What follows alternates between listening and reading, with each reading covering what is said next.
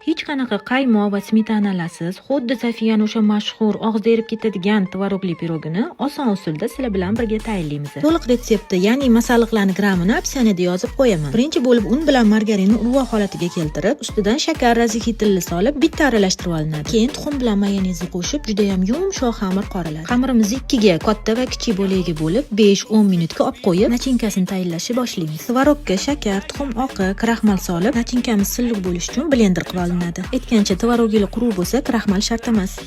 Ana endi xamirni kattasini olib listda yoyiladi. Sababi xamir juda yumshoqligi hisobiga stoldan olishga qiynalishinglar. Xamirni vilkada ozgina teshib, tvorogli nachinkamizni solamiz. Qolgan kichkina xamirimizdan bo'lsa lentalar kesib, pirogimizni ustiga chiroyli shaklda terib chiqiladi. Xohlasangiz ustini boshqacha bezasangiz ham bo'ladi. Ana endi boyagi nachinkaga solingan tuxumni sarig'ini ustiga suriladi. Pirogimizni 180 gradusda qizib turgan pechga tiqib, 30-35 minut kutsak, juda ham nejniy, og'izda erib ketadigan pirog bo'ladi. Bu retseptni yo'qotib qo'ymaslik uchun yaqiningizga jo'natib, saqlab qo'ysangiz, bir kun albatta kerak bo'ladi.